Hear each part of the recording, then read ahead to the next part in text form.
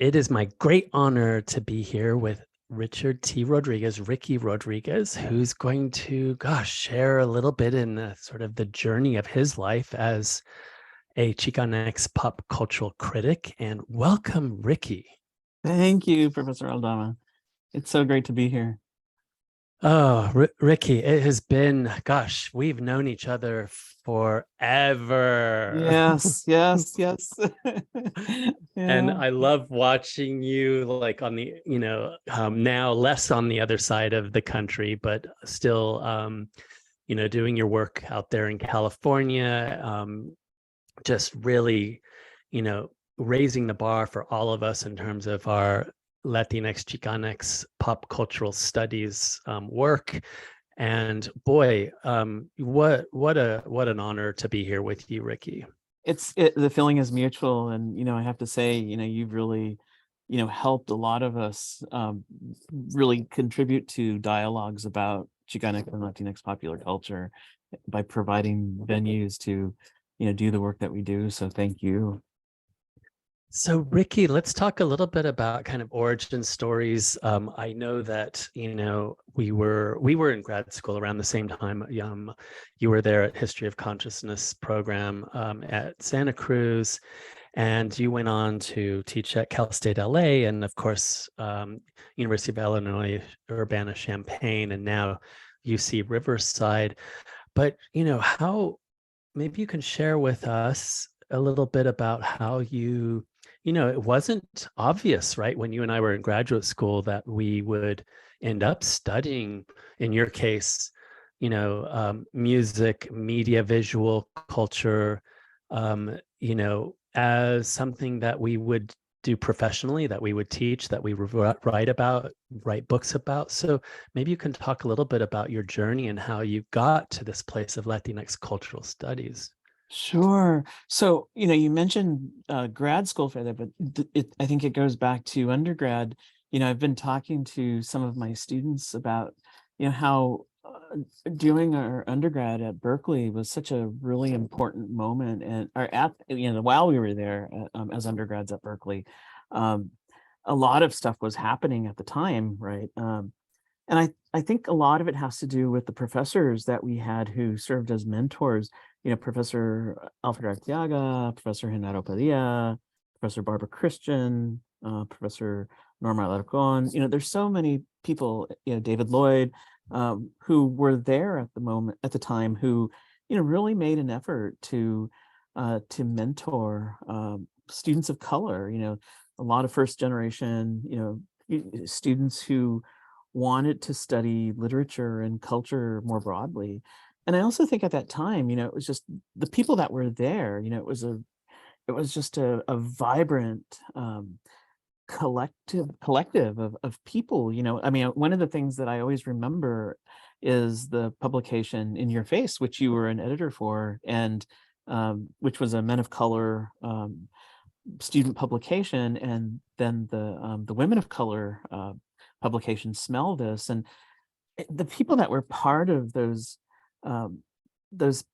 publishing networks, were just doing such important work as far as getting their work out there, but then also promoting each other through poetry readings and publishing each other and just advocating for each other. And and when I think about who was there at the time, there's so many of us now who are academics and writers and artists. I could name names, but there's just so many. And so that was like a really formative moment for me, just learning from not only the professors, but also learning from my peers, and, just wanting to absorb as much knowledge as possible. And even though, I was an English major, like you were, it was more than just studying literature. And I think this is what the professors wanted to do. This was the moment where cultural studies was arriving in the US, and the promise of interdisciplinarity was something that, we took seriously, so that, one could, investigate films as one would literature or music or other expressive forms. And, there weren't these dividing lines that said, you can't look at this if you're only an English major, but it was more about thinking of how expressive forms in general, kind of spoke in terms of, or spoke with or against ideology, how expressive forms responded to the politics of the day, how they were reflective of people's identities.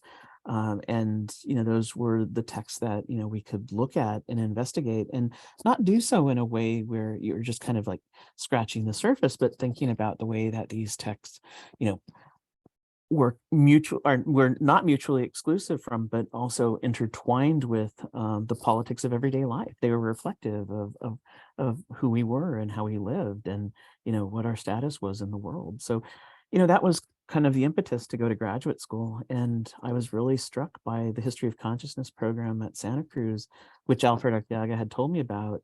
And I was just really curious about this oddly named program, where I could study all these things at once: literature, film, music, queer studies, so many different things. And it became, a really important space for me, just as undergraduate did. Yeah, that's true. It's funny because I was thinking about that period for me as well. And yes, it was this explosion of energy and creativity. And, I wasn't exactly aware or cognizant of this at the time, but, us, that undergrads of color that were involved in Your Face, Smell This, and other things that we were doing on campus were really, in a way, we were we didn't know that, or I didn't know this, decisively turning away from a kind of theory for theory's sake, which had permeated and been, such a part of English departments, including very much the one at UC Berkeley. And, because of our life circumstances, all of the things that we experienced on a daily level as, Chicanos in California, in Califas and elsewhere, we wanted just organically to ground our theory in, the material reality, right? Yes, definitely. Yeah. Yeah. And I think a lot of it had to do with, kind of being in an English department that at once was, progressive and ultra conservative, right? I mean, I think about, Alfred's tenure case, for example. And, I remember the stories Barbara Christian used to tell about how, they didn't take her work seriously, which was looking at the writing of Black women writers. And then years later, the people who were probably gatekeeping, were all of a sudden teaching Toni Morrison. So it was a really interesting space where, you did have, the possibility of thinking outside the box, but yet the box was still rigidly in place. And and I think it was just, that contentious, situation was what propelled so many of us, I think. Yeah, that's true. Yeah, of course. Like, I think the way that we saw not just the tensions, but the extreme struggles and even very deliberate, quashing of the intellectual vibrancy of our professors that were our mentors, was a real manifestation of the kind of aggressiveness of, a discipline like English that had, been on the one hand, considered to be very progressive and politically proactive in a progressive way, and yet on the ground it was very mean, it was very violent even, right? Yeah, very much so. Oh my goodness. Yeah, well, we've learned a lot from that, and I know that you and I shape our classrooms and our spaces and our knowledge making in very, very different kinds of ways. I know you're known for your grace and elegance and presence in your classroom and in your academic work. I do want to ask you, for me, and this especially became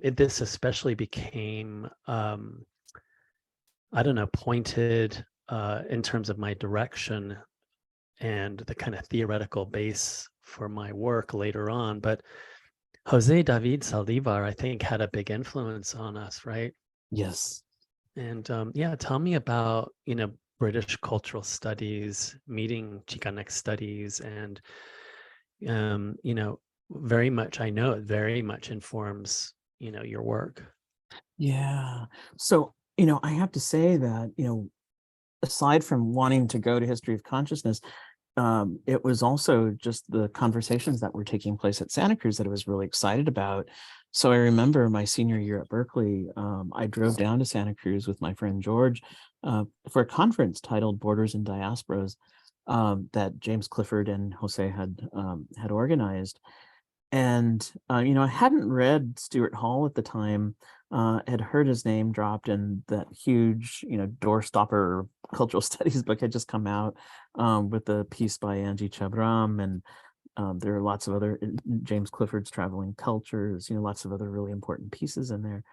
And so going to that conference was, it was kind of like, yes, I need to be here, because what the conference did was put Chicanx studies in conversation with British cultural studies. So you had scholars like Cobina Mercer there, and Herman Gray presented, Renato Rosaldo, Ramon Saldivar. Angela Davis, I believe, presented on what would become, feminism and blues legacies, her book on blues women singers. So it was this really interesting convergence of British cultural studies and U.S. ethnic studies, Chicanx studies in particular. And when I got to Santa Cruz, one of the first seminars I took was with James Clifford on British cultural studies. In that same quarter, I took a Chicano cultural studies class with Jose that he co-taught with Tomas Almaguer. So it was kind of an interesting, convergence of these two fields that I was deeply interested in. And I think what appealed to me about, because I'd already, as an undergraduate, just loved, everything about Chicanx studies. I read it, tried to read everything I could get my hands on. But what I loved about British cultural studies was that it was interested in, everyday life experiences. It was interested in working class people. It was interested in contesting imperialism, and also foregrounding culture, and the way that culture, was a really important source of politics. And, and so I was just really excited to read the work of Stuart Hall, as well as some of the earlier forefathers of British cultural studies like E.P. Thompson and Richard Hoggart and Raymond Williams. And then Stuart Hall's students like Hazel Carby, Cobina Mercer, Paul Gilroy, and I just thought their work was really amazing. And Jose, as someone who had started to put these two traditions or two trajectories in conversation with one another. And then, the special issue of Cultural Studies, the British journal that was edited by Angie Chabram and Rosalinda Fregoso, was, just as important for me too. So, I still hold fast to this. British Cultural Studies really is my theoretical machine that I hold on to. And I just recently taught a course on Stuart Hall here at UC Riverside, and the students, were just fantastic. And I think they just loved reading his work, from some of his earlier pieces to some of the later pieces before he passed away. So yeah, it's just that those two intellectual genealogies are really, really, really, really important to me. Mm-hmm. Yeah, and then of course I probably, for both of us, through Jose David's work and others, the whole kind of stuff coming from the global South, the Latin American Subaltern Studies Group, Fernando Yes. Ortiz and Nestor Garcia Canclini, and all of this also kind of giving it a real edge, I guess, right? Yes, yes, yes. Yeah, I remember reading Nestor Garcia Canclini and just thinking, whoa, this is amazing. And it was also another example of the way that cultural studies in the British tradition was in conversation with what people were doing in the global South and in Latin America in particular, but then also with Chicanx scholars in the U.S. Mm-hmm. Yeah, no. So I know it's like one of the kind of rosy shaded glasses when we look back, but boy, I feel like that was definitely a kind of golden age, right? Yeah, very much so. maybe we're just getting a little older there. Yeah. But so yeah, so your first book, which really foundational and important book here that reaches across different disciplines, that enriches our understanding of visual, cultural, music, and expressive arts. Tell us what and what you're doing here, and how you kind of came to it, and where it may have led you. Yeah. So, I have to say that, when I started grad school, I had all these interests and I didn't know how to fine tune them. And I was also, just really painfully shy, and was that person in class or in seminar who would very rarely say anything because my voice would shake and I get all sweaty. But I remember being in that British Cultural Studies class with James Clifford, and I made a comment, probably because I was really passionate about something. That's usually what gets me to talk in the first place. And it was all about kinship. And I didn't really think it was that profound of a comment, but Clifford was like, "That is brilliant." And so the fact that he, said that was like, okay, I think there might be something here.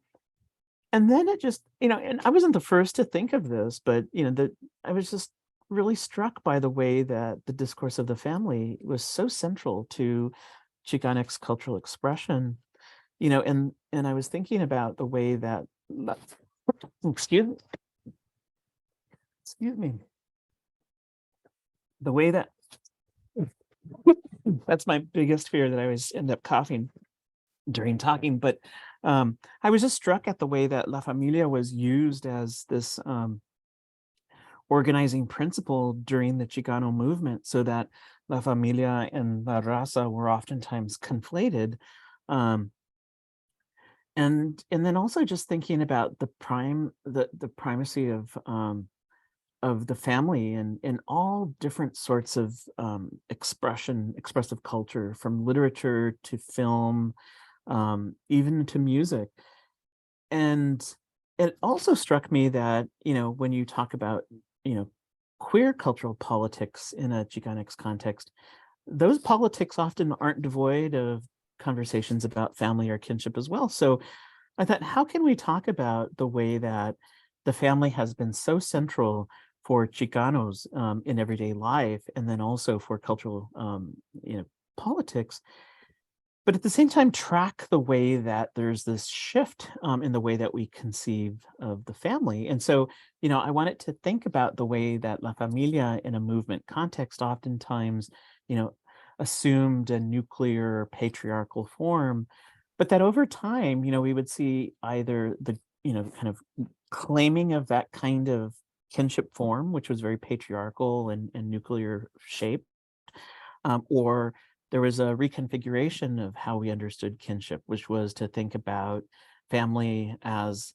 fictive kin, right? To borrow the words from anthropologists. And so I didn't think that these were mutually exclusive, though, because one's biological family didn't have to be exclusive from the way that one made family by scratch, as Sri Moraga calls it, but that they could actually coexist. And so, I think this is kind of part of my indebtedness to British cultural studies, which is to think about the contradictions and the complexities of the way that culture takes shape, and that it's not always just one way or the other. But in Stuart Hall's words, we can think about a family as a negotiation, a way to understand how the family has been used in problematic ways, but at the same time it can also be opened up and seen as having some sort of liberatory potential for people who have been historically excluded from it. Mm-hmm. Yeah, and you enrich our understanding so beautifully about how different cultural, say, objects, phenomena coming out of the Chicanx cultural spaces do the work of troubling, essentialized notions of what it means to be family, to be Chicano, Chicanx, and that also in many ways kind of open us to new ways of, new structures of meaning and feeling and imagining, right? Yeah. Yeah. Thank you. Yeah, so yeah, let's, as we kind of move toward your, Kiss Across the Oceans latest opus, I wanted to ask a little bit about some of the pieces you've been doing in between. I know you've done a lot in between, but there's this I wanted to ask you about, what does it mean, unwatchability of whiteness, and does that mean that there's a kind of watchability of brownness, and has your sense of this changed, since you first started thinking about this? Yeah. So this project, it came about thanks to two colleagues, one who I've known since undergrad, who we both have known, Celine Barenas Shimizu, who's a foremost scholar in Asian American film studies, media studies, and a filmmaker as well, and a friend and colleague since graduate school, Jerry Miller, who is a philosopher and writes about Black African American philosophy and race, and was also trained as a film studies scholar at Iowa. And Celine recruited us to, put together a collection of pieces for a journal, and we co-wrote an introduction to that special issue titled "The Unwatchability of Whiteness."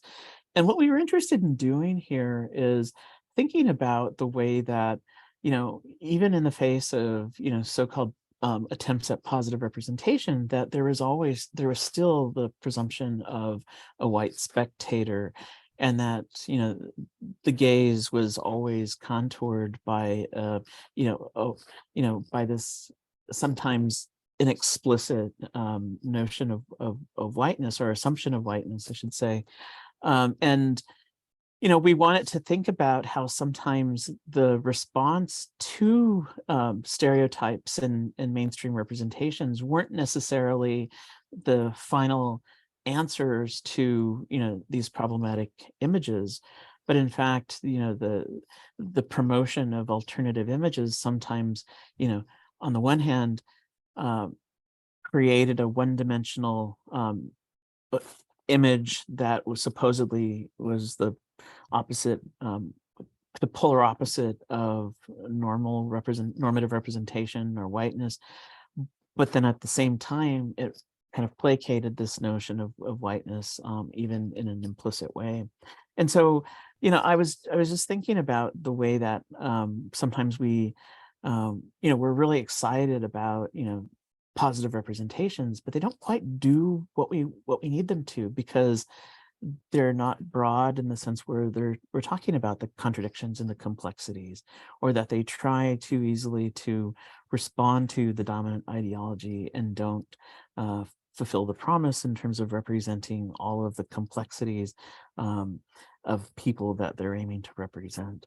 So it was just kind of a way to get us to think about the calls for positive representation, and just to put the brakes on that. And I think your work elegantly does this too, because you're interested in those contradictions, and I think this is kind of a way to align with the work that you're doing, and many other film study scholars and visual culture study scholars are doing.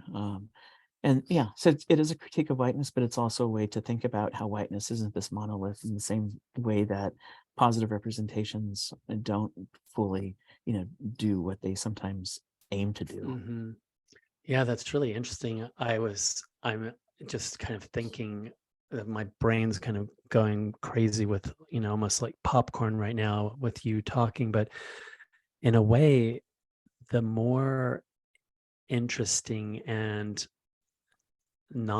say one-dimensional the writing and the, say, casting, if we're talking about TV and film, of brown characters is, the more interesting actually whiteness will be, right? I mean, Yeah, we're yeah, not doing it for that reason, but yeah, it yeah, yeah. And sometimes I think, whiteness has to be, problematized rather than just seen as this monolithic entity. Mhm, What about, working class white folks and, mhm. and their relationship to folks of color, and so I think it really is a way to kind of challenge these, hard and fast categories that sometimes we take for granted.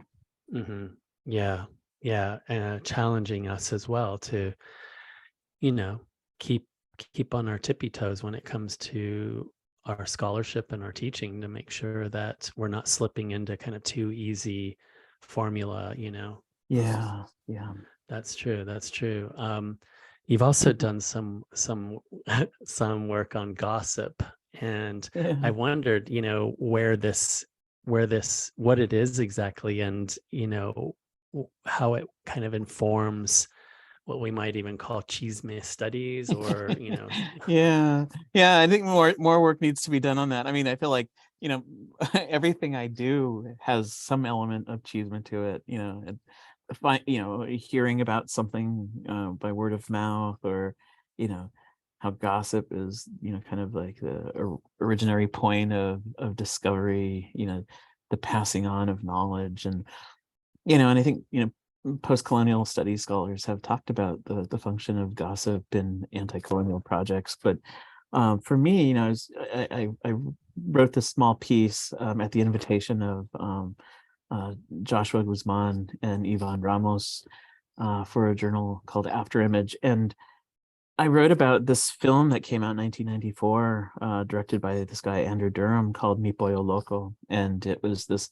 really campy um, video that really only had, limited circulation in queer film festivals. And it was a spoof of Allison Andrews's La Vida, no, La Vida Loca. What am I? Mi Vida Loca. And and all the performers were drag queens, but they weren't announced as drag queens. And the whole film is about gossip. It's about the woman, the drag queen who does the hair of all the cholas in the neighborhood, is passing on this gossip, and it leads to the demise of the close-knit network of these women in the barrio. And but then I was also interested in just backing up and looking at not only the content of the film, but also thinking about how that film and its notoriety, became possible through gossip. And, it's like one heard about this film because people would gossip about it. And it was like, oh, does it really exist? Does it not exist? And so I was interested in the way that gossip really is the vehicle through which information is imparted and conveyed. And it also functions as a way to create a sense of community. Yeah, absolutely. It can also be, I was thinking about Mosquita y Mari, and Yeah. how the if it's controlled or wrangled by someone who uses it exclusively as a way to kind of assert power in a space, it can also be destructive, right? Yes, very much so. Yeah. Yeah, no, wonderful, beautiful. Queering the middle. Yeah, yeah. So with three of my former Illinois colleagues, we put together a special issue of GLQ, which was to think about the Midwest as a queer space. And because of how most work in queer studies, was mostly centered on the urban metropole, and queerness had always been seen as thriving, but going back to the early essay on capitalism and gay identity by John D'Amelio, where queers from the small town would migrate to the big city where they could create a sense of community. So we were interested in thinking about, how queerness proliferates, not only in rural spaces, but also in middle spaces, like a space like Chicago, and how, queer culture was decidedly different from, say, what manifested in San Francisco or LA or New York. And so that was really the impetus behind wanting to do that. We had organized a conference at the University of Illinois where we invited scholars like Scott Herring and E. Patrick Johnson and Ramon Rivera Cervera, who wrote about queer spaces in a Midwest context, and that's what gave way to that. This is also something that has inspired the work that I've done on Chicago. Not a whole lot, but I've written about queer Latinx bars in Chicago suburbs. I wrote about a transgender beauty pageant in the Humboldt Park neighborhood of Chicago. And so, Chicago, having lived there for 8 of the 12 years that I lived in Illinois, had a really big impact on me and still does. I consider it my second home, and I try to get back there as much as I can because I have so many friends that I consider family who live there. So important too to really open up these spaces that exist, that this kind of bi-coastal scholarly focus for so long has occluded, has hidden, has deliberately or not, but Yes. Yeah, so really, really significant. Yes, very much so. Yeah. So now we come to Kiss Across the Ocean and your work here in music, and this didn't just come out of nowhere. And Ricky, I want you to take some time maybe to share your journey with music, what you're doing in this particular significant, very much applauded, lauded, recognized work that you just released into the world. Yeah. So thank you. And I will say that this was not meant to be my second book. And in fact, I was writing my second book for you, and it was about film and, and Latino male sexuality in queer independent cinema. But when we went into lockdown, I was starting to get really depressed, and I didn't, I was still teaching online. I was an equity advisor on campus. So I was constantly meeting with faculty and departments and such. But there was also something that, was really disheartening which I think, for me and for so many others. And so writing really became, the way to survive this, disparaging moment. And I had presented a paper at the University of Edinburgh in Scotland on the Pet Shop Boys. 2 colleagues had organized a symposium there, and I was really excited about it because I'd been a huge fan of theirs for a long time, the Pet Shop Boys, that is. And I thought, okay, this is going to be a third book project, but it was this book that just kind of gave me life, because just like the music that I had been listening to since I was a teenager, writing about it was, breathing new life into, my existence. And so I started writing with a friend Monday through Friday from 8 to noon. And then I'm part of a writing group with 2 colleagues here at UCR. And at first, I was writing about the music kind of from a distanced perspective. And my colleague, Michael Jaime Becerra, who's a writer, a really fantastic writer, he saw a footnote that had a personal anecdote. And he said, this needs to be in the body of the text. This is just as important as the historical details of the bands that you're writing about. And the book took a different shape then. So, it's part memoir and it's part cultural history. And, at first I didn't know whether or not this was going to work, but I think it did. And, I'm really proud of the book because I was able to bridge those 2 perspectives. And, I've just had this passion for British popular music since I was 12 years old, as I talk about in the book. And it's still really important to me. I've gone to the UK, quite a few times, and I've made friends who are fans of some of the same groups that I write about. I've presented at conferences, and I think, again, this is part of the British cultural studies, trajectory that I'm deeply interested in. Lots of scholars in the UK are writing about, this music from the 80s, the 70s, and the 80s. And so it's been really refreshing to be in conversation with them. But then also, this book has generated a lot of conversation as well. I've done a few readings since it's been released, and inevitably someone will come up to me and say, you wrote the story of my life. This was the music that I listened to as a teenager. This is the music that saved me. Mm. And for me, that's more important than anything, just to have someone relate to the story that I'm telling in the book. And and I've been kind of surprised at how the book has been received. It was listed as one of the top music books of 2022 by Rolling Stone magazine. And I think it's exciting. It really is kind of like what I've always wanted, which is to be able to write a book that appeals to a wide audience. And yeah. Absolutely. No, incredible. So, of course, as you were speaking and in the book itself, I was going back like you just did to, Richard Hogarth, but also, of course, very importantly, to Kebdich's work. Yes.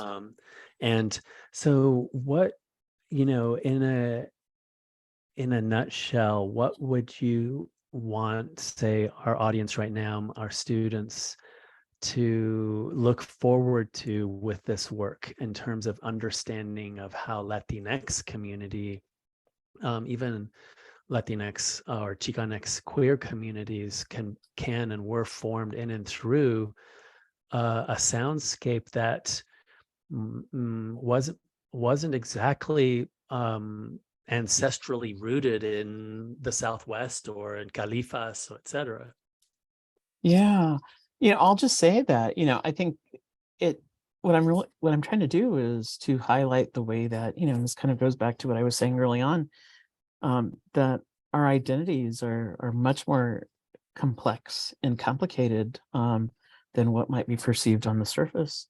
And, we're influenced by things that may not evolve from our respective cultures, but that doesn't mean that they don't belong to us. And in fact, we can claim them, as well as, shift the meaning of, say, the music so that it is tailored for, our own lives in a way that gives us a certain sense of sustenance. I think about my mom, who grew up in Southern California, who was a huge fan of the Beatles. And her claim to fame is seeing the Turtles live. And she didn't get to see the Beatles, so we saw Paul McCartney a few years ago at Dodger Stadium. But she and my dad's side of the family, who are musicians, kind of showed me that, this music, didn't have to conflict with who we are with respect to our ethnicity, our cultural background, but in fact it could, accentuate it. And I think this is why, the music has appealed to so many people. It's not just, Latinx or Chicanx audiences, but also African American audiences and Asian American audiences, and, white American kids. And, there's so much in the music that I think appeals to people, especially people who live on the margins, or who have kind of existed, or have kind of been put in a marginalized position. So to be drawn to that sense of otherness gives us a sense of empowerment. And I think there's so many people who find things that they can gravitate towards and use, as a means of self-empowerment. It's interesting, I wrote a novel that's focused on a protagonist named Max Rodriguez, and Max was named when they were born Maxine. But this is the moment in their life when they're 14 years old, and they go with their uncle into San Francisco, and this is the mid 80s. And it's the music that Max hears at a house party in the Castro that kind of opens them up to new ways, new possibilities of thinking of themselves, sexually, ethnically, etc. And it's funny, when I saw A Kiss Across the Ocean and bought it, I was like, oh my goodness, this is Max, this is Ricky, this is so many, kids in the mid to late 80s. Yeah, yeah. Oh, I can't wait to read that for the and also I think it's also kids today, who are kind of discovering this music, either through their parents or social media. I think of a Instagram page like Los Goth, and the DJ collective that I write about, Ghost Town, two young Chicanos from Anaheim, California, who named themselves after the song by the Specials, who were into two-tone and promoting anti-racist politics. So yeah, it's also a younger generation that's gravitating towards this music. Oh, wow. That's so cool. I love it. I love it. So speaking of DJing and I guess radio presence here in particular, you are, you have you host a radio show, right? Yes. Dr. Ricky, the full title, Dr. Ricky On the radio. Yeah. on the radio. Yeah. Yeah. Yeah. So, this is another way of, co-creating knowledge and in kind of communal making spaces. Yeah, very much so. I have to say that the name Dr. Ricky, it comes from my University of Illinois students, who I would always tell them, just call me Ricky. And they're like, that's not respectful, so we're going to call you Dr. Ricky. So I was inspired by them to title my show Dr. Ricky on the radio. But yeah, the radio show is every Thursday for 2 hours, 3 to 5. Well, a lot of people call in and make requests, and it's mostly focused on British post-punk new wave, but I also throw in some things that people might not expect to hear. But yeah, it is a way of creating a sense of collectivity, and I think just talking about the music and talking to people about the music, it feels to me like another class that I'm teaching, but one that has a different kind of preparation, and it's a different kind of reward that I feel like I get after each show. Mm-hmm. Mm-hmm. Yeah. Tell me when just kind of moving us into your classroom space. I know, you teach music, pop music, punk, you teach, visual cultural arts, literature, all sorts, Stuart Hall, as you mentioned. What would you say if I asked one of your students, like, what is Dr. Ricky's kind of trademark, classroom, MO, what would that be? I think I would say listening carefully. I listen to what my students have to say, and I never ask questions that expect the right answer, but I ask questions that I hope get people thinking in a way that shows that there are multiple answers to a question. And that's one of the things that I love about teaching, is the back and forth that I have with my students, and the conversational element that exists in the classroom. I still do traditional lecturing, but I try to punctuate the lecture with a moment where I stop and ask questions, and that I think is generative, because it sometimes will shift the conversation in an unexpected direction, which I just love. I love coming into class, having a sense of what I'm going to say, but also realizing that what I'm planning isn't always going to manifest, and that it might actually move down a different road, which I think is part of the student's contribution to the class, and kind of a reclaiming of agency that doesn't only belong to the professor. Mm-hmm. Yeah, it's a kind of marker of you and your kind of grace of wisdom, right? Being able to kind of take the students on their terms and then possibly shape something new with them, that's constructive, and that might, open them to another possibility, right? Yes, very much so. Beautiful.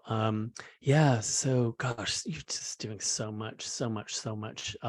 Where are you going? Where are you traveling next in your Latinx Chicanx pop journey? Well, I'm going to finish that book for you, and Yes. I want to talk to you about it because I'm really excited about returning to it. I also have in the works a book on the 33 and a third series, which you have to submit a proposal and it has to be accepted. Um, I am planning on either writing about Soft Cell's Nonstop Erotic Cabaret or Frankie Goes to Hollywood's Welcome to the Pleasure Dome, two albums that I mention in A Kiss Across the Ocean, but I would love to do an in-depth history of one of those albums. And then also just some side projects, that I've been wanting to get off the ground for a while, including a collection of poems about my time living in Chicago called Exemplars and Accomplices, which is mostly about all of the, somewhat sketchy chance encounters I've had with people in Chicago nightlife, but it's something that I'm really excited about getting out there. Beautiful. Absolutely beautiful. So much to look forward to with you, Ricky. So much.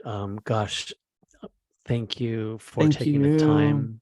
Really, really. And thank you also for, oh my goodness, the gift that you are giving us, with your work and with your kind of beautiful, calm presence in the academic spaces in our lives. Thank you so much. And it's mutual. As I said, a lot of us wouldn't be able to do our work without you. And, you're just an advocate, a friend, a colleague, and yeah, the, the feeling is mutual. Ricky Rodriguez, professor, University of California, Riverside, recently author of the much lauded Kiss Across the Ocean and so much more. Thank you, Ricky. Thank you so much for